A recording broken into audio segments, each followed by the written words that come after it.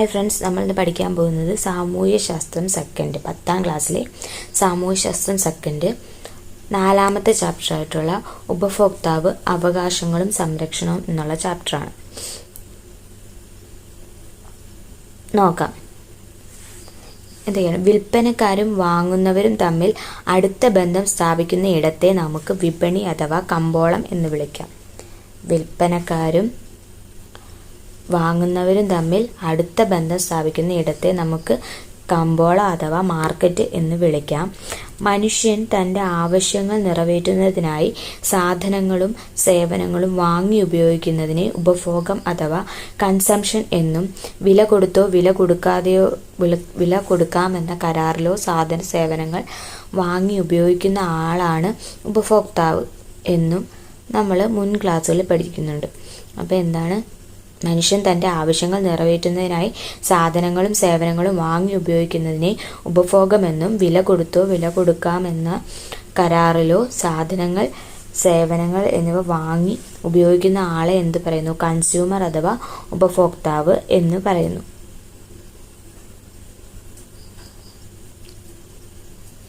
കൂടാതെ ഉപഭോഗത്തെ സ്വാധീനിക്കുന്ന ഘടകങ്ങളും ചർച്ച ചെയ്തതാണ്.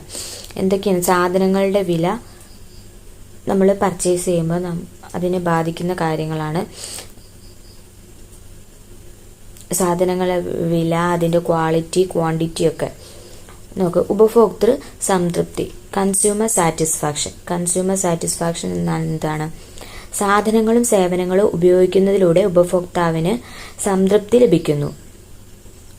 സംതൃപ്തി എന്നത് വ്യക്തിഗതവും ഓരോരുത്തരുടെയും മാനസിക അവസ്ഥയെ ആശ്രയിച്ചിരിക്കുന്നതിനാലും ഇത് ഗണിതപരമായി അളക്കുക പ്രയാസമാണ്. സംതൃപ്തി എന്നത് നമുക്ക് അളക്കാനൊന്നും കഴിയുന്നില്ല. എന്നാൽ സംതൃപ്തിയിൽ ഉണ്ടാകുന്ന ഗതിവിഗതികൾ അറിയണമെങ്കിൽ അത് നാം തിട്ടപ്പെടുത്തേണ്ടതുമുണ്ട്.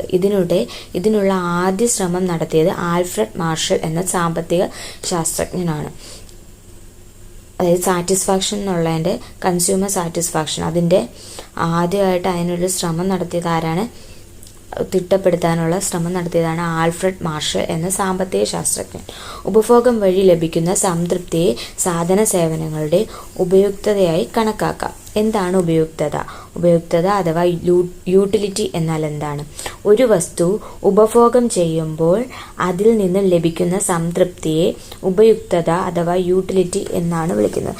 അതായത് ഒരു പ്രോഡക്റ്റ് നമ്മൾ കൺസ്യൂം ചെയ്യുമ്പോൾ നമുക്ക് അതിൽ നിന്നും കിട്ടുന്ന ഒരു സാറ്റിസ്ഫാക്ഷൻ, അതിനെയാണ് എന്ത് പറയുന്നത്? യൂട്ടിലിറ്റി എന്നാണ് പറയുന്നത്. ഈ ഉപയുക്തതയെ നമുക്ക് യൂട്ടിൽസ് എന്ന യൂണിറ്റ് ഉപയോഗിച്ച് അളക്കാം. സാധന സേവനങ്ങളുടെ ഉപഭോഗത്തിലൂടെ ഉപഭോക്താവിന് ലഭിക്കുന്ന സംതൃപ്തിയെ എണ്ണൽ സംഖ്യ ഉപയോഗിച്ച് തിട്ടപ്പെടുത്താൻ കഴിയുമെന്ന് കാർഡിനൻ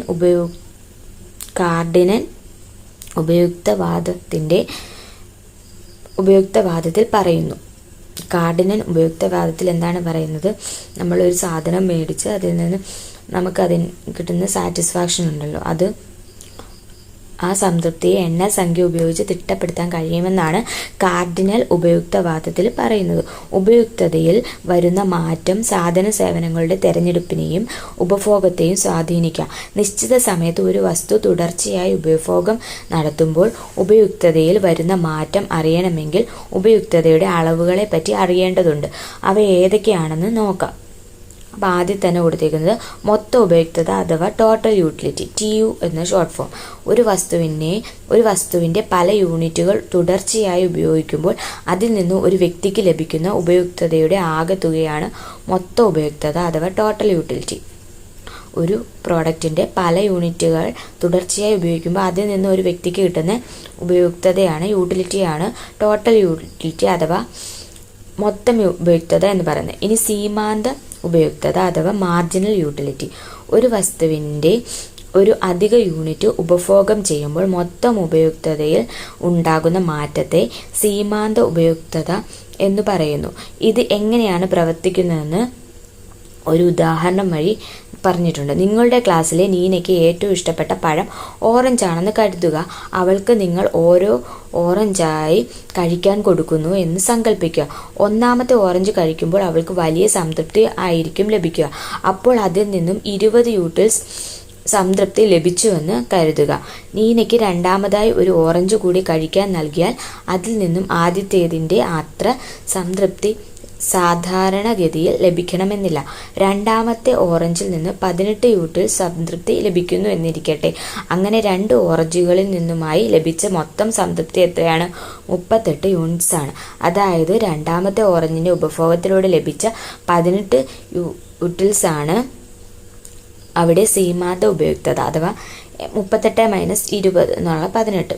ഇങ്ങനെ തുടർച്ചയായി 5 ഓറഞ്ച് കഴിക്കുന്നു എന്നിരിക്കട്ടെ. 5-ൽ നിന്നും കൂടി ലഭിച്ച ഉപയുക്തതയെ മൊത്തം ഉപയുക്തത എന്നും അഞ്ചാമത്തെ യൂണിറ്റ് കഴിക്കുമ്പോൾ 4 എണ്ണം കഴിച്ചതിൽ നിന്ന് മൊത്തം ഉപയുക്തതയിൽ വന്ന മാറ്റത്തെ സീമാന്ത ഉപയുക്തത എന്നും ഈ ഉദാഹരണത്തിൽ നിന്ന് കണ്ടെത്താം. ഇത്തരത്തിൽ ഓരോ യൂണിറ്റ് ഓറഞ്ച് കൂടുതലായി ഉപയോഗിക്കുമ്പോഴും മൊത്തം ഉപയുക്തതയും സീമാന്ത ഉപയുക്തതയിലും വരുന്ന മാറ്റം താഴെ കൊടുത്തിരിക്കുന്ന കണ്ടോ. ലാസ്റ്റ് എന്തായിട്ട് മാറി? -7 ആയിട്ട് മാറി. നമുക്ക് മുകളിലെ പട്ടികയിൽ കൊടുത്ത അളവുകളെ ഉപയോഗിച്ച് നമുക്കൊരു മൊത്ത ഉപയുക്തത വക്ര അഥവാ ടോട്ടൽ യൂട്ടിലിറ്റി കർവ്, സീമാന്ത ഉപയുക്തത വക്രവും വരയ്ക്കാം എന്നാണ് പറയുന്നത്. അതിൻ്റെ ഒരു പിക്ചറാണ് ഈ കൊടുത്തേക്കുന്നത്. ഇനി അപചയ സീമാന്ത ഉപയുക്ത നിയമം അഥവാ law of diminishing marginal utility. അപചയ സീമാന്ത ഉപയുക്തത നിയമം. മറ്റു വസ്തുക്കളുടെ ഉപഭോഗത്തിൽ മാറ്റമില്ലാതെ ഒരു സാധനത്തിൻ്റെ കൂടുതൽ യൂണിറ്റുകൾ തുടർച്ചയായി ഉപഭോഗം ചെയ്യുമ്പോൾ അതിൽ നിന്ന് ലഭിക്കുന്ന സീമാന്ത ഉപയുക്തത കുറഞ്ഞു വരുന്നു എന്നാണ് അപചയ സീമാന്ത ഉപയുക്തത നിയമം പറയുന്നത്. മറ്റു വസ്തുക്കളുടെ ഉപഭോഗത്തിൽ മാറ്റമില്ലാതെ ഒരു സാധനത്തിൻ്റെ കൂടുതൽ യൂണിറ്റുകൾ തുടർച്ചയായി നമ്മൾ ഉപഭോഗം ചെയ്യുമ്പോൾ അതിൽ നിന്ന് ലഭിക്കുന്ന സീമാന്ത ഉപയുക്തത കുറഞ്ഞു വരുന്നു എന്നാണ് അപചയ സീമാന്ത ഉപയുക്തത നിയമം പറയുന്നത്. ഇനി കാർഡിനൽ ഉപയുക്തത വാദത്തിൻ്റെ അനുമാനങ്ങളും പരിമിതികളും നോക്കാം. ഉൽപ്പന്നങ്ങളെല്ലാം ഒരേ ഗുണമേന്മയുള്ളതായിരിക്കണം, ഉപഭോക്താവിൻ്റെ വരുമാനം, അഭിരുചി എന്നിവ സ്ഥിരമായിരിക്കണം എന്നീ അനുമാനങ്ങളുടെ അടിസ്ഥാനത്തിലാണ് അപചയ സീമാന്ത ഉപയുക്തത നിയമം പ്രസ്താവിച്ചിട്ടുള്ളത്. ഉപഭോഗം തുടർച്ചയുള്ളതായിരിക്കണം, മറ്റ് സാധനങ്ങളുടെ ഉപഭോഗം നിജപ്പെടുത്തിയിരിക്കണം, യൂണിറ്റുകൾ നിശ്ചിത അളവിലും ഗുണത്തിലും ഉള്ളവയായിരിക്കണം എന്നിവ അപചയ സീമാന്ത ഉപയുക്ത നിയമത്തിൻ്റെ ചില പരിമിതികളാണ്. അപ്പോൾ പരിമിതികൾ എന്തൊക്കെയായിരുന്നു? ഉപഭോഗം തുടർച്ചയായുള്ളതായിരിക്കണം, മറ്റ് സാധനങ്ങളുടെ ഉപഭോഗം നിജപ്പെടുത്തിയിരിക്കണം, യൂണിറ്റുകൾ നിശ്ചിത അളവിലും ഗുണത്തിലും ഉള്ളതായിരിക്കണം എന്നിവയാണ് ഇതിൻ്റെ പരിമിതി എന്ന് പറയുന്നത്. ഉപയുക്തത എന്നത് എണ്ണൽ സംഖ്യ ഉപയോഗിച്ച് തിട്ടപ്പെടുത്താൻ കഴിയാത്തത് കൊണ്ട് കാർഡിനൽ ഉപയുക്തത വാദത്തിന് പകരമായി പുതിയ സിദ്ധാന്തങ്ങൾ രൂപപ്പെട്ട് വന്നിട്ടുണ്ട്. എന്നിരുന്നാലും ഒരു വസ്തുവിൻ്റെ അധിക യൂണിറ്റുകൾ ഉപയോഗിക്കുമ്പോൾ അതിൽ നിന്നും കിട്ടുന്ന ഉപയുക്തത കുറഞ്ഞു വരുന്നുവെന്ന വസ്തുത സാധാരണഗതിയിൽ ഉപഭോഗത്തെ സ്വാധീനിക്കുന്നുണ്ട്. അപ്പം നമ്മൾ അധികമായിട്ട് ഉപയോഗിച്ചുകൊണ്ടിരിക്കുമ്പോൾ നമ്മുടെ ആ ഉപയുക്തത കുറഞ്ഞു വരുന്നു, അത് ഉപഭോഗത്തെ സ്വാധീനിക്കുന്നുണ്ട് എന്നാണ് പറയുന്നത്. ഉപയുക്തത എന്നത് വ്യക്തി അധിഷ്ഠിതമാണ്. സ്ഥലം, കാലം എന്നിവയ്ക്കനുസരിച്ച് ഉപയുക്തതയിൽ വ്യത്യാസം വരാം. ഉദാഹരണത്തിന്, ചൂടുള്ള കാലാവസ്ഥയിൽ അധിവസിക്കുന്ന ഒരാൾക്ക് ഫാൻ നൽകുന്ന ഉപയുക്തത തണുപ്പുള്ള കാലാവസ്ഥയിൽ ലഭിക്കണമെന്നില്ല. ഏതൊരു ഉപഭോക്താവും ഏറ്റവും കൂടുതൽ ഉപയുക്തത പ്രദാനം ചെയ്യപ്പെടുന്ന സാധന സേവനങ്ങൾ തിരഞ്ഞെടുക്കുവാനാണ് താൽപ്പര്യപ്പെടുക. എന്നാൽ വസ്തുക്കളുടെ വില, ഉപഭോക്താവിൻ്റെ വരുമാനം എന്നിവ പലപ്പോഴും സാധന സേവനങ്ങളുടെ തിരഞ്ഞെടുപ്പിനെ സ്വാധീനിക്കാറുണ്ട് എന്ന് നമുക്കറിയാമല്ലോ. ഗുണമേന്മയുള്ള സാധന സേവനങ്ങൾ മിതമായ നിരക്കിലും കൃത്യമായ അളവിലും ലഭ്യമാക്കണമെങ്കിൽ ലഭ്യമാകണമെന്നാണ് ഏതൊരു ഉപഭോക്താവും ആഗ്രഹിക്കുന്നത്. അത് ഉപഭോക്താവിൻ്റെ ഒരു അവകാശവുമാണ്. ഇനി പറയാൻ പോകുന്ന ഉപഭോക്താവിൻ്റെ അവകാശങ്ങൾ കുറിച്ചിട്ടാണ്. അതിന് മുമ്പ് ഉപയുക്തതയും ഉപയോഗ്യതയും എന്താണെന്ന് നോക്കാം. Utility and usefulness. നിത്യജീവിതത്തിൽ നാം ഉപയോഗിക്കുന്ന എല്ലാ സാധന സേവനങ്ങളും ഉപയുക്തതയെ എല്ലാ സാധന സേവനങ്ങൾക്കും ഉപയുക്തതയുണ്ട്. എന്നാൽ അവയെല്ലാം ഉപയോഗപ്രദമാവണമെന്നില്ല. ഉദാഹരണമായി സിഗരറ്റ് വലിക്കുന്ന ഒരാൾക്ക് അതിൽ നിന്ന് ഉപയുക്തത ലഭിക്കുന്നുണ്ട്. പക്ഷേ നമുക്ക് അറിയാവുന്നതുപോലെ സിഗരറ്റ് എന്നത് ഉപയോഗപ്രദമായ ഒരു വസ്തുവല്ല. മാത്രവുമല്ല അതിൻ്റെ ഉപയോഗം ആരോഗ്യത്തിന് ഹാനികരവുമാണ്. ഉപയുക്തതയിൽ നൈതികതയ്ക്ക് പ്രസക്തിയില്ല. ഇനി ഉപഭോക്താവിൻ്റെ അവകാശങ്ങളും സംരക്ഷണവും, അതായത് കൺസ്യൂമർ റൈറ്റ്സ് ആൻഡ് പ്രൊട്ടക്ഷൻ. നോക്കുക, വിവിധ തരം സാധനങ്ങൾ. സൗജന്യ സാധനങ്ങൾ, ഫ്രീ ഗുഡ്സ്. പ്രത്യേകത എന്താണ്? പ്രകൃതിയിൽ ധാരാളമായിട്ടുള്ളവയും എല്ലാവർക്കും ലഭ്യമായതുമായ വസ്തുക്കളാണ് സൗജന്യ സാധനങ്ങൾ. ഇവ സൗജന്യമായി ലഭിക്കുന്നവയാണ്. ഇവയ്ക്ക് വില നൽകേണ്ടതുണ്ടോ? വേണ്ട. ഇനി ഇക്കണോമിക് സാധനങ്ങൾ അഥവാ എക്കണോമിക് ഗുഡ്സ്. വില കൊടുത്ത് വാങ്ങി ഉപയോഗിക്കുന്ന വസ്തുക്കളാണിവ. ഇക്കണോമിക് സാധനങ്ങൾ പലപ്പോഴും നിർമ്മിക്കപ്പെടുന്നതോ പ്രകൃതിയിൽ നിന്ന് ശേഖരിക്കുന്നവയോ ആകാം. ഇനി ഉപഭോഗ സാധനങ്ങൾ എന്താണ്? Consumer goods. ജനങ്ങൾ തങ്ങളുടെ ആവശ്യങ്ങളും ലക്ഷ്യങ്ങളും നിറവേറ്റുന്നതിനായി അന്തിമമായി ഉപയോഗിക്കുന്ന ഉൽപ്പന്നങ്ങളെയാണ് ഉപഭോഗ വസ്തുക്കൾ എന്ന് പറയുന്നത്. വിലയെ അടിസ്ഥാനമാക്കി ക്രയവിക്രയം നടത്തുന്ന ഇവ ഉൽപാദന പ്രക്രിയയ്ക്ക് വീണ്ടും വിധേയമാകാത്തവയാണ്. ഇനി മൂലധന സാധനങ്ങൾ അഥവാ ക്യാപിറ്റൽ ഗുഡ്സ്. മറ്റു ഉൽപ്പന്നങ്ങളും സേവനങ്ങളും ഉൽപ്പാദിപ്പിക്കാനായി നിർമ്മിക്കപ്പെടുന്ന സാധനങ്ങളാണ് ഈ ക്യാപിറ്റൽ ഗുഡ്സ് എന്ന് പറയുന്നത്. മൂലധന സാധനങ്ങൾ ഉൽപാദന പ്രക്രിയയെ സഹായിക്കുന്നതോടൊപ്പം ചിലപ്പോൾ ഉപഭോഗ സാധനങ്ങളായും ഉപയോഗിക്കാറുണ്ട്. അങ്ങനെ ഉപയോഗിക്കുമ്പോൾ അവ മൂലധന സാധനങ്ങളാവില്ല. ഇനി ഈട് നിൽക്കുന്ന സാധനങ്ങൾ എന്താണ്? ദീർഘകാലത്തേക്ക് ഉപയോഗിക്കാൻ കഴിയുന്ന വസ്തുക്കളാണ് ഈട് നിൽക്കുന്ന സാധനങ്ങൾ. ഇവ വീണ്ടും ഉപയോഗിക്കാൻ കഴിയുന്നവയാണ്. ഈട് നിൽക്കാത്ത സാധനങ്ങൾ അഥവാ നോൺ ഡ്യൂറബിൾ ഗുഡ്സ് എന്താണ്? കുറച്ച് കാലയളവിലേക്ക് മാത്രം ഉപയോഗിക്കാൻ കഴിയുന്ന വസ്തുക്കളാണ് ഈട് നൽകാത്ത സാധനങ്ങൾ എന്ന് പറയുന്നത്. സൂര്യപ്രകാശം, വായു എന്നിവയുള്ള എന്താണ്? സൗജന്യ സാധനങ്ങളാണ്. അതിന് നമുക്ക് വില ഈടാക്കേണ്ട ഒന്നും ആവശ്യമില്ല. ഇനി മേശ, വീട് എന്നൊക്കെ ഉള്ളത് അതെന്താണ്? ഈട് നിൽക്കുന്ന സാധനങ്ങളാണ്. ഫാക്ടറികൾ, ഉപകരണങ്ങളൊക്കെ എന്താണ്? ക്യാപിറ്റൽ ഗുഡ്സ് ആണ്. വിവിധതരം സാധനങ്ങൾ നാം പരിചയപ്പെട്ടുവല്ലോ. ഇവയൊക്കെ വാങ്ങാൻ നാം പലപ്പോഴും കമ്പോളങ്ങളിൽ പോകാറുണ്ട്. കമ്പോളങ്ങളിൽ നിന്നും സാധനങ്ങൾ വാങ്ങുമ്പോൾ ഒരു ഉപഭോക്താവ് എന്ന നിലയിൽ നാം എന്തെല്ലാം കാര്യങ്ങൾ ശ്രദ്ധിച്ചിരിക്കണം? ഉൽപ്പന്നത്തിൻ്റെ ഗുണമേന്മ, ഉപയോഗിക്കാൻ കഴിയുന്ന പരമാവധി അളവ്, തീയതി, അതിൻ്റെ വാറണ്ടി, ഗ്യാരണ്ടി ഒക്കെ നോക്കണം നമ്മൾ. വില, ഗുണനിലവാരം, വാറണ്ടി, സുരക്ഷാ മാനദണ്ഡങ്ങൾ തുടങ്ങിയവയെക്കുറിച്ച് വ്യക്തമായ ധാരണ ഇല്ലാത്ത ഉപഭോക്താക്കൾ ചിലപ്പോൾ കബളിപ്പിക്കപ്പെടാറുണ്ട്. ഇത് ഉപഭോക്താക്കളെ ചൂഷണം ചെയ്യുന്നതിൽ കലാശിക്കാം. ഇത്തരം ചൂഷണങ്ങൾ ഒഴിവാക്കണമെങ്കിൽ സാധന സേവനങ്ങളുമായി ബന്ധപ്പെട്ട അടിസ്ഥാനപരമായ പല കാര്യങ്ങളും നാം അറിഞ്ഞിരിക്കേണ്ടതുണ്ട്. സാധന സേവനങ്ങൾ വാങ്ങുമ്പോൾ അതിൻ്റെ ബില്ല് ലഭിക്കേണ്ടത് ഉപഭോക്താവിൻ്റെ ഒരു അവകാശമാണ്. ബില്ലിൽ GST നമ്പർ ഉണ്ടോ എന്ന് ഉറപ്പുവരുത്തണം. ഇല്ലെങ്കിൽ കബളിപ്പിക്കപ്പെട്ടേക്കാം. ബില്ല് വാങ്ങുന്നതിലൂടെ ഉപഭോക്തൃ അവകാശം സംരക്ഷിക്കുന്നതോടൊപ്പം ഒരു സാമൂഹിക പ്രതിബദ്ധത ഉറപ്പാക്കുകയും കൂടിയാണ് ചെയ്യുന്നത്. ചരക്ക് സേവന നികുതി അഥവാ goods and service tax, GST. ഭരണഘടനയുടെ 101 ഭേദഗതി നടപ്പാക്കുന്നതിൻ്റെ ഭാഗമായി 2017 ജൂലൈ 1 ഇന്ത്യയിൽ GST നിലവിൽ വന്നു. എന്നാണ് 2017 ജൂലൈ 1 101 ഭേദഗതി വെച്ചാണ് വന്നത് GST. ഒരു രാജ്യം ഒരു നികുതി എന്ന ആശയത്തിലൂടെ സമ്പദ് വ്യവസ്ഥ സുതാര്യമാക്കുകയാണ് GSTയുടെ ലക്ഷ്യം. GSTയിൽ 5%, 12%, 18%, 28% എന്നിങ്ങനെ പല നിരക്കുകളുണ്ട്. GSTയിൽ നിന്നും ഒഴിവാക്കിയ ഉൽപ്പന്നങ്ങളുമുണ്ട്. GSTയുടെ ഘടന താഴെ പറയുന്ന പ്രകാരമാണ്. നാം നൽകുന്ന GSTയുടെ 50% സംസ്ഥാന സർക്കാരിനും 50% കേന്ദ്ര സർക്കാരിനും ലഭിക്കുന്നു. 20 ലക്ഷം രൂപയിൽ കൂടുതൽ വാർഷിക വിറ്റുവരവുള്ള വ്യാപാരികൾ GST രജിസ്ട്രേഷൻ നിർബന്ധമായും നടത്തേണ്ടതാണ്. അപ്പോൾ GST എന്നാണ് വന്നത്?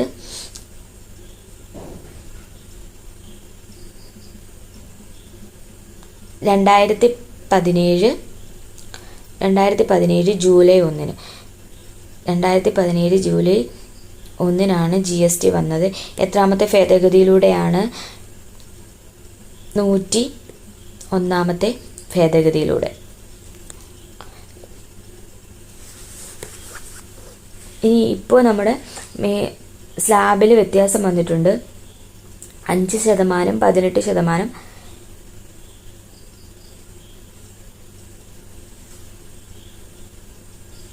ഇപ്പോൾ GST സ്ലാബ്സ് ഏതൊക്കെയാണ്? 5%, 18%, 40%. 5, 18, 40. ഇനി 0 ഡിഗ്രി നികുതി ഇല്ലാത്ത എന്തൊക്കെയാണ്? അത് അവശ്യ സാധനങ്ങളായിട്ടുള്ള ചില ഭക്ഷ്യവസ്തുക്കൾ, ആരോഗ്യ, വിദ്യാഭ്യാസ സേവനങ്ങൾ എന്നിവയ്ക്കാണ്. ഇനി 5% ദൈനംദിന ആവശ്യ സാധനങ്ങളായിട്ടുള്ള ചില മരുന്നുകൾ, പൊതുജന ഉപയോഗ സാധനങ്ങൾ എന്നൊക്കെ. 18% ഏറ്റവും സാധാരണയായിട്ടുള്ള സ്ലാബാണ്. 40% ആഡംബര വസ്തുക്കൾക്ക് ഒക്കെയാണ് 40%. 2006 പുതിയ സ്ലാബുകളിൽ മാറ്റം വന്നിട്ടുള്ളത്.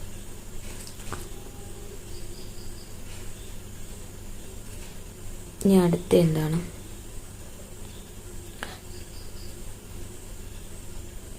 താഴെ കൊടുത്തിരിക്കുന്ന കൊളാഷ് ശ്രദ്ധിക്കൂ.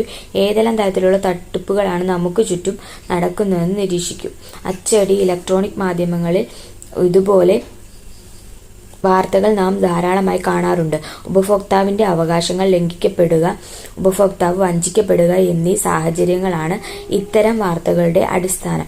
ഇത്തരത്തിലുള്ള സംഭവങ്ങൾ ചെറിയ തോതിലാണെങ്കിലും വളരെ മുമ്പ് തന്നെ നമ്മുടെ രാജ്യത്ത് ഉണ്ടായിരുന്നു. അവ പരിഹരിക്കുന്നതിനായി പല നീക്കങ്ങളും നടന്നിട്ടുണ്ട്. അതിൽ ഏറ്റവും പ്രധാനപ്പെട്ടതാണ് ഉപഭോക്തൃ സംരക്ഷണ പ്രസ്ഥാനം. എന്താണ് ഉപഭോക്തൃ സംരക്ഷണ പ്രസ്ഥാനം? ഉപഭോക്താവിൻ്റെ അവകാശങ്ങൾ ലംഘിക്കപ്പെടുക, ഉപഭോക്താവ് വഞ്ചിക്കപ്പെടുക എന്നീ സാഹചര്യങ്ങൾക്കുള്ള പരിഹാരത്തിനായിട്ട് വന്ന ഏറ്റവും പ്രധാനപ്പെട്ട ഒരു പ്രസ്ഥാനമാണ് ഉപഭോക്തൃ സംരക്ഷണ പ്രസ്ഥാനം അഥവാ കൺസ്യൂമർ പ്രൊട്ടക്ഷൻ മൂവ്മെൻറ്റ് എന്ന് പറയുന്നത്. 1966 ബോംബെയിൽ കൺസ്യൂമർ ഗൈഡൻസ് സൊസൈറ്റി ഓഫ് ഇന്ത്യയുടെ രൂപീകരണത്തോടു കൂടിയാണ് ഇന്ത്യയിൽ ഉപഭോക്തൃ സംരക്ഷണ പ്രസ്ഥാനം നിലവിൽ വന്നത്. 1966 ബോംബെയിലെ കൺസ്യൂമർ ഗൈഡൻസ് സൊസൈറ്റി ഓഫ് ഇന്ത്യയുടെ രൂപീകരണത്തോടു കൂടിയാണ് ഇന്ത്യയിൽ കൺസ്യൂമർ പ്രൊട്ടക്ഷൻ മൂവ്മെൻറ്റ് നിലവിൽ വരുന്നത്.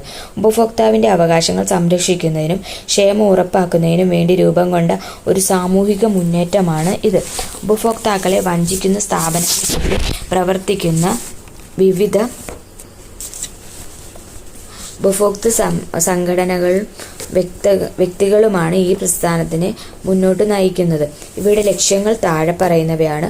ഉപഭോക്തൃ അവകാശങ്ങൾ സംരക്ഷിക്കുക, തട്ടിപ്പുകളെ തടയുക, ഉപഭോക്താവിനെ ശാക്തീകരിക്കുക, നിയമനിർമ്മാണം നടത്തുക, പരസ്യങ്ങളിൽ സത്യസന്ധമായ വിവരങ്ങളാണെന്ന് ഉറപ്പുവരുത്തുക, രാഷ്ട്രീയ ഉപഭോക്താക്കളുടെ പ്രാതിനിധ്യം ഉറപ്പുവരുത്തുക. ചൂഷണങ്ങൾക്കിരയാകാതെ സുഗമമായ ഉപഭോഗം നടത്തുന്നതിന് ഉപഭോക്താക്കൾക്ക് കഴിയേണ്ടതുണ്ട്. ഇതിനായി നിയമസഹായം ആവശ്യമാണ്. 1985 ഐക്യരാഷ്ട്രസഭ ഉപഭോക്തൃ സംരക്ഷണം സംബന്ധിച്ച മാർഗരേഖകൾ ഉൾക്കൊള്ളുന്ന പ്രമേയം അംഗീകരിച്ചതിൻ്റെ അടിസ്ഥാനത്തിൽ 1986 ഡിസംബർ 24 ഉപഭോക്തൃ സംരക്ഷണ നിയമം ഇന്ത്യയിൽ നിലവിൽ വന്നു എന്നാണ്. 1985 ഐക്യരാഷ്ട്രസഭ ഉപഭോക്തൃ സംരക്ഷണം സംബന്ധിച്ച മാർഗരേഖകൾ ഉൾക്കൊള്ളുന്ന പ്രമേയം അംഗീകരിച്ചു. അതിൻ്റെ അടിസ്ഥാനത്തിൽ 1986 ഡിസംബർ 24 ഉപഭോക്തൃ സംരക്ഷണ നിയമം ഇന്ത്യയിൽ നിലവിൽ വന്നു. ഇതിൻ്റെ ഭാഗമായി ഡിസംബർ 24 ദേശീയ ഉപഭോക്തൃ ദിനമായി ആചരിക്കുന്നു. ഇനി ഉപഭോക്തൃ സംരക്ഷണ നിയമം അഥവാ കൺസ്യൂമർ പ്രൊട്ടക്ഷൻ ആക്ട് 1986 ഉപഭോക്താവിൻ്റെ അവകാശങ്ങൾ സംരക്ഷിക്കുന്നതിനായി 1986 പാർലമെൻറ്റിൻ്റെ ഇരുസഭകളും പാസാക്കിയ നിയമമാണ് ഇത്. ഉപഭോക്താവിൻ്റെ അവകാശങ്ങൾ സ്പഷ്ടമായി നിർവചിക്കുകയും ഉപഭോക്തൃ സംരക്ഷണത്തിനായി ഇന്ത്യയിൽ പ്രത്യേക നീതിന്യായ സംവിധാനങ്ങൾ സ്ഥാപിക്കുകയും ചെയ്തത് ഈ നിയമത്തിലൂടെയാണ്. ഇ-കൊമേഴ്സ് പ്ലാറ്റ്ഫോമുകൾ നിലവിൽ വന്ന പുതിയ സാഹചര്യത്തിൽ ഇത്തരം മേഖലകളിലും ഉപഭോക്താവിന് സംരക്ഷണം നൽകുന്ന നിയമം അനിവാര്യമായി വന്നു. ഈ പശ്ചാത്തലത്തിലാണ് ഉപഭോക്തൃ സംരക്ഷണ നിയമം 2019 നിലവിൽ വന്നത്. എന്താണ് ഉപഭോക്തൃ സംരക്ഷണ നിയമം 2019? 1986 ഉപഭോക്തൃ സംരക്ഷണ നിയമത്തിന് പകരം 2020 ജൂലൈ 20 ഈ നിയമം നിലവിൽ വന്നു. ഈ നിയമം ഉപഭോക്താക്കളെ ശാക്തീകരിക്കുന്നതിനും അവരുടെ അവകാശങ്ങൾ സംരക്ഷിക്കുന്നതിനുമായിട്ട് ആണ് ലക്ഷ്യം വെക്കുന്നത്. അപ്പോൾ 1986 ഉപഭോക്തൃ സംരക്ഷണ നിയമം ഭേദഗതി ചെയ്ത് 2020 ജൂലൈ 20 പുതിയ ഉപഭോക്തൃ സംരക്ഷണ നിയമം നിലവിൽ വന്നു. സവിശേഷതകൾ നോക്കാം. ഉപഭോക്താക്കളുടെ അവകാശങ്ങൾ സംരക്ഷിക്കുന്നതിനും നടപ്പിലാക്കുന്നതിനുമായി സെൻട്രൽ കൺസ്യൂമർ പ്രൊട്ടക്ഷൻ അതോറിറ്റി അഥവാ CCPA സ്ഥാപിച്ചു. അപ്പോൾ സെൻട്രൽ കൺസ്യൂമർ പ്രൊട്ടക്ഷൻ അതോറിറ്റി സ്ഥാപിച്ചു. ഇ-കൊമേഴ്സ് പ്ലാറ്റ്ഫോമുകൾ നടത്തുന്ന അന്യായമായ വ്യാപാരം തടയുന്നതിനുള്ള നിയമങ്ങൾ കൊണ്ടുവന്നു. ഉപഭോക്തൃ തർക്ക പരിഹാര പ്രക്രിയ ലളിതമാക്കുന്നു. മായം കലർന്ന വ്യാജ വസ്തുക്കളുടെ നിർമ്മാണമോ വിൽപ്പനയോ നടത്തുന്നവരെ ശിക്ഷിക്കാൻ ഈ നിയമം വ്യവസ്ഥ ചെയ്യുന്നു. തെറ്റിദ്ധരിപ്പിക്കുന്ന പരസ്യങ്ങൾ പ്രചരിപ്പിക്കുന്നത് തടയുന്നു. ഉപഭോക്തൃ വിദ്യാഭ്യാസം ലഭിക്കാനുള്ള അവകാശം ഉറപ്പാക്കുന്നു. 1986 ഉപഭോക്തൃ സംരക്ഷണ നിയമത്തിന് പുറമെ നിശ്ചിത വിഷയങ്ങളിൽ ഉപഭോക്താവിൻ്റെ അവകാശങ്ങൾ സംരക്ഷിക്കുന്നതിനായി ചില നിയമങ്ങൾ കൂടി നിലവിലുണ്ട്. ഉദാഹരണമായി ഭക്ഷ്യോൽപ്പന്നങ്ങളുടെ ഗുണനിലവാരം ഉറപ്പാക്കുന്നതിനായി നിലവിൽ വന്നതാണ് ഭക്ഷ്യസുരക്ഷാ സ്റ്റാൻഡേർഡ് ആക്ട് 2006 എന്നാണ്. ഭക്ഷ്യസുരക്ഷാ സ്റ്റാൻഡേർഡ് ആക്ട് 2006 ഉപഭോക്താവിൻ്റെ അവകാശങ്ങൾ സംരക്ഷിക്കപ്പെടുന്നതിനായി നിലവിലുള്ള നിയമങ്ങളെപ്പറ്റി നാം മനസ്സിലാക്കിയല്ലോ. ഇനി ഈ നിയമങ്ങൾ ഉറപ്പു നൽകുന്ന ഉപഭോക്താവിൻ്റെ അവകാശങ്ങൾ എന്തൊക്കെയാണ്? സുരക്ഷിതത്വത്തിനുള്ള അവകാശം എന്തൊക്കെയാണ് ചോദിക്കുന്നതാണ്.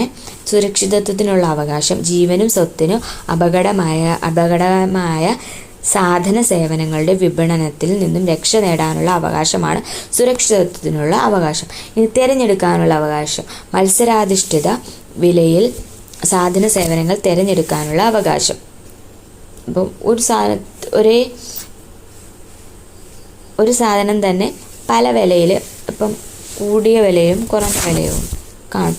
നമുക്ക് ഏതാണെന്ന് വെച്ചാൽ തിരഞ്ഞെടുക്കാം പല ബ്രാൻഡിലായിട്ട് കാണുമ്പം. ഇനി അറിയാനുള്ള അവകാശം അന്യായമായ വ്യാപാര സമ്പ്രദായങ്ങളിൽ നിന്നും ഉപഭോക്താവിനെ സംരക്ഷിക്കുന്നതിനായി സാധനങ്ങളുടെ ഗുണമേന്മ, അളവ്, പരിശുദ്ധി, വില നിലവാരം എന്നിവ അറിയാനുള്ള അവകാശം. പരിഹാരം തേടാനുള്ള അവകാശം അന്യായമായി വ്യാപാര സമ്പ്രദായങ്ങൾക്കും ഉപഭോക്തൃ ചൂഷണങ്ങൾക്കുമെതിരായി പരിഹാരം നേടാനുള്ള അവകാശം. ഉപഭോക്തൃ വിദ്യാഭ്യാസത്തിനുള്ള അവകാശം വിവരമുള്ള ഒരു ഉപഭോക്താവാകാനുള്ള അറിവും വൈദഗ്ധ്യവും നേടാനുള്ള അവകാശമാണ് ഉപഭോക്തൃ വിദ്യാഭ്യാസത്തിനുള്ള അവകാശം എന്ന് പറയുന്നത്. ഇനി ഉപഭോക്തൃ കോടതികളുണ്ട്. ഉപഭോക്തൃ കോടതികളുടെ ചരിത്രം ആരംഭിക്കുന്ന എന്നാണ് 1986 ഇന്ത്യയിൽ ഉപഭോക്തൃ സംരക്ഷണ നിയമം നിലവിൽ വന്നതോടുകൂടിയാണ്. ഇതോടെ ഉപഭോക്തൃ കോടതികൾ സ്ഥാപിക്കപ്പെടുകയും പരാതികൾ വേഗത്തിൽ പരിഹരിക്കുന്നതിനുള്ള ട്രിബ്യൂണലുകൾ രൂപവൽക്കരിക്കുകയും ചെയ്തു.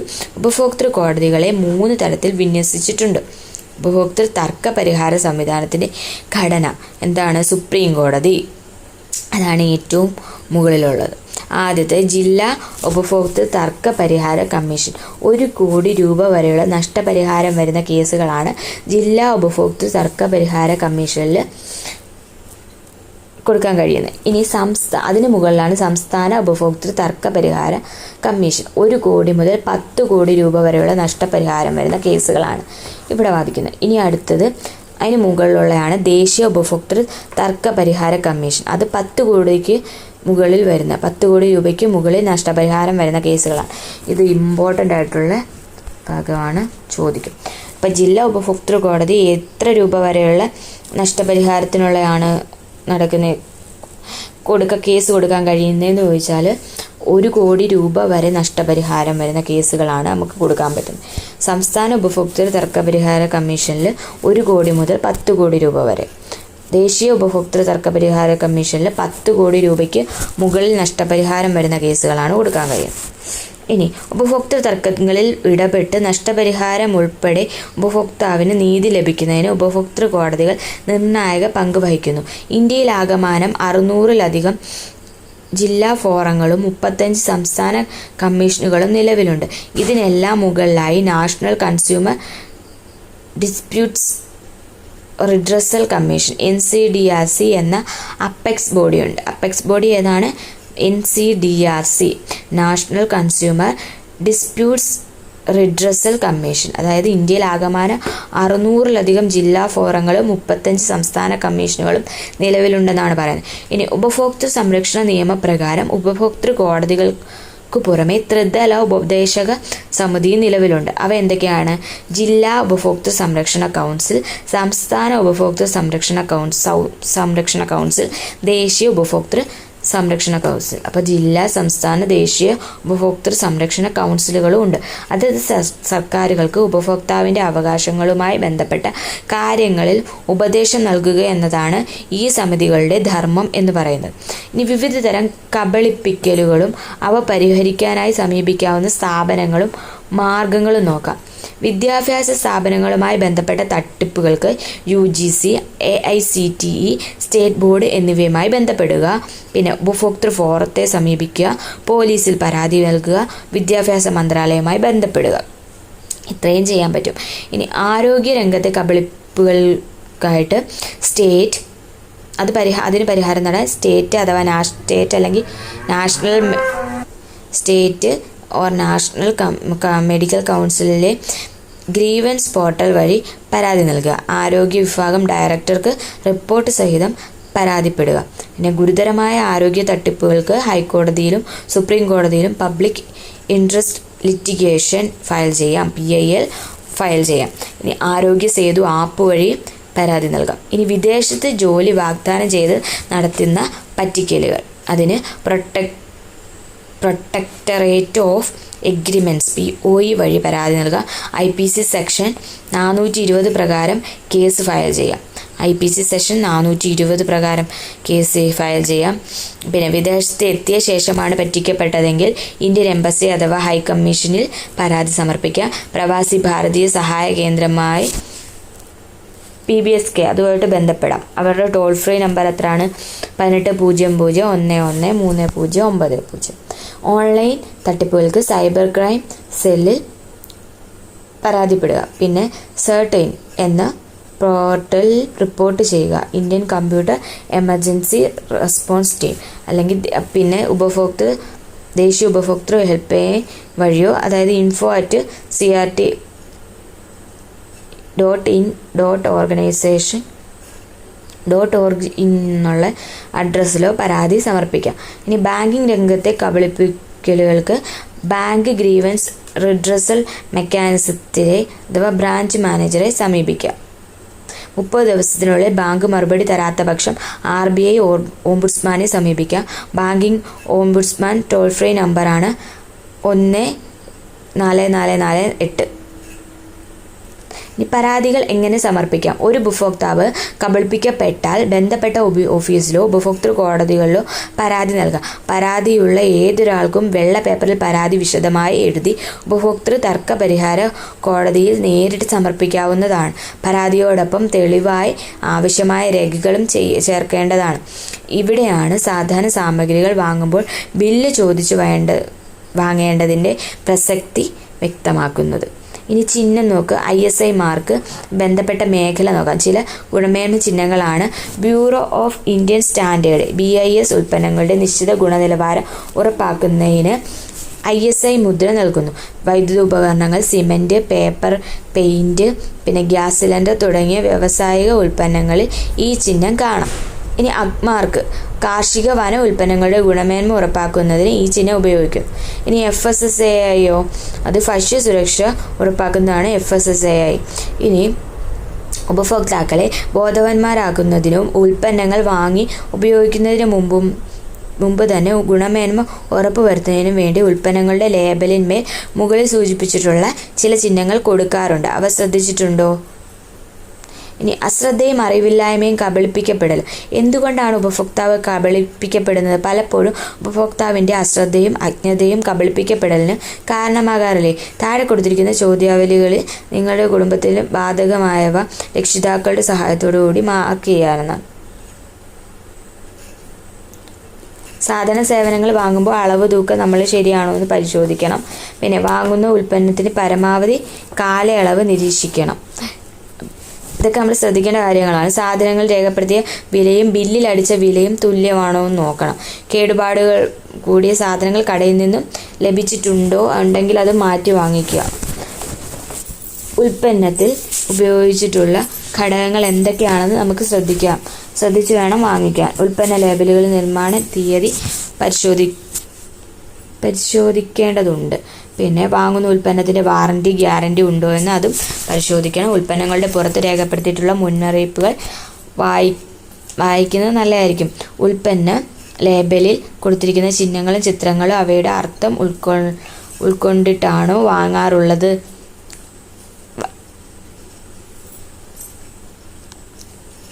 ഓൺലൈൻ വഴി ഓർഡർ ചെയ്ത് കിട്ടുന്ന സാധനങ്ങൾ അവയുടെ പരസ്യത്തിൽ നൽകിയവ തന്നെയാണോ എന്ന് ഉറപ്പുവരുത്തണം. പിന്നെ ലീഗൽ മെട്രോളജി വിഭാഗം നിഷ്കർഷിച്ചിട്ടുള്ള തൂക്കുകട്ടകൾക്ക് പകരമായി വഴിയോര കച്ചവടക്കാർ മറ്റെന്തെങ്കിലും വസ്തുക്കൾ ഉപയോഗിച്ച് തൂക്കുന്നതിൽ കൃത്രിമം കാണിക്കുന്നത് ശ്രദ്ധയിൽ പെട്ടിട്ടുണ്ടോ എന്നാണ് ചോദ്യം. ഇനി വാഹനത്തിൽ ഇന്ധനം നിറയ്ക്കുമ്പോൾ പെട്രോളിൻ്റെ ഡീസലിൻ്റെ സാന്ദ്രത പരിശോധിക്കാറുണ്ടോ? നമ്മളതൊന്നും പരിശോധിക്കാറില്ല. ഓട്ടോറിക്ഷയിൽ യാത്ര ചെയ്തതിന് ശേഷം മീറ്റർ റീഡിങ്ങിൽ കാണിക്കുന്ന യാത്രാക്കൂലി തന്നെയാണോ കൊടുക്കാറുള്ളത്? ഭിന്നശേഷി സൗഹൃദ സാഹചര്യം എല്ലാ വാണിജ്യ സ്ഥാപനങ്ങളിലും ഉണ്ടോ എന്ന് നോക്കിയിട്ടുണ്ടോ? സിലിണ്ടറുകളിൽ ലഭിക്കുന്ന പാചക ഇന്ധനം ഘടിപ്പിച്ച് ലീക്ക് ഇല്ല എന്ന് വിതരണക്കാരനെ കൊണ്ട് പരിശോധിപ്പിക്കാറുണ്ടോ? അതുമില്ല. ഒരു ഉപഭോക്താവ് എന്ന നിലയിൽ നിങ്ങൾ കബളിപ്പിക്കപ്പെട്ടുവെന്ന് തിരിച്ചറിഞ്ഞാൽ പരാതിപ്പെടാൻ ശ്രമിക്കാറുണ്ടോ? അത് ശ്രമിക്കാറുണ്ട് സാധാരണ. ഇതിൽ ചില കാര്യങ്ങളൊന്നും നമ്മൾ ശ്രദ്ധിക്കാത്തതാണ്, പക്ഷേ ഇതൊക്കെ ശ്രദ്ധിക്കണമെന്നാണ് പറയുന്നത്. ഇനി ഉപഭോക്തൃ വിദ്യാഭ്യാസം. ഉപഭോക്താക്കൾക്ക് തങ്ങളുടെ അവകാശങ്ങൾ, ഉത്തരവാദിത്വങ്ങൾ, ഉൽപ്പന്നങ്ങളുടെയും സേവനങ്ങളുടെയും തിരഞ്ഞെടുപ്പ്, വിപണിയിലെ വ്യത്യാസങ്ങൾ, ഉപഭോക്തൃ നിയമങ്ങൾ എന്നിവയെക്കുറിച്ച് അറിവ് നൽകുന്നതാണ് ഉപഭോക്തൃ വിദ്യാഭ്യാസം. ഇതിൻ്റെ ലക്ഷ്യങ്ങൾ എന്തൊക്കെയാണ്? ഉപഭോക്താവിൻ്റെ അവകാശങ്ങൾ സംരക്ഷിക്കുക, ഉപഭോക്തൃ ഉത്തരവാദിത്വങ്ങൾ ബോധ്യമാക്കുക, പിന്നെ വ്യാപാരത്തിൽ പ്രത്യേകിച്ച് ഓൺലൈൻ വ്യാപാരത്തിൽ സുരക്ഷ ഉറപ്പുവരുത്തുക, വിപണിയിലെ ധാർമ്മികതയും ചട്ടങ്ങളും തിരിച്ചറിയുക, ഉപഭോക്തൃ സംരക്ഷണ നിയമത്തെക്കുറിച്ച് ബോധവൽക്കരണം നടത്തുക, ആരോഗ്യ സുരക്ഷ ഉറപ്പുവരുത്തുക. ഉപഭോക്തൃ വിദ്യാഭ്യാസം ഉപഭോക്താക്കളിൽ ബോധവൽക്കരണം ഉറപ്പാക്കുകയും സ്വയം സുരക്ഷാ മൂല്യം ഉയർത്തുകയും ചെയ്യുന്നു. ഇത് തട്ടിപ്പുകളിൽ നിന്നും തെറ്റായ ഇടപാടുകളിൽ നിന്നും സുരക്ഷിതരാകുവാൻ ഉപഭോക്താക്കളെ സഹായിക്കുന്നു. ബോധവൽക്കരണങ്ങളിലൂടെ മികച്ച ഉപഭോക്തൃ സമൂഹത്തെ നമുക്ക് സൃഷ്ടിക്കാം. ഉപഭോക്തൃ വിദ്യാഭ്യാസം എന്ന ഒരു പ്രത്യേക വിഷയമാക്കി പാഠ്യപദ്ധതിയിൽ ഉൾപ്പെടുത്തുകയും അതിലൂടെ പ്രായോഗിക അനുഭവങ്ങൾ കുട്ടികൾക്ക് ക്ലാസ്സിൽ അവതരിപ്പിക്കാൻ സാഹചര്യം ലഭിക്കുകയും ചെയ്യുന്നുണ്ട്. ഉപഭോക്തൃ വിദ്യാഭ്യാസത്തിന് ഓൺലൈൻ കോഴ്സുകൾ ഇന്ന് ലഭ്യമാണ്. വിദ്യാർത്ഥികളിൽ ഉപഭോക്തൃ അവബോധം വളർത്തുന്നതിൽ സ്കൂളുകളിലെ ഉപഭോക്തൃ ക്ലബ്ബുകൾ സഹായിക്കുന്നു. കൺസ്യൂമർ ഹെൽപ്പ് ലൈൻ നമ്പറൊക്കെ കൊടുത്തിട്ടുണ്ട്. National consumer help line number.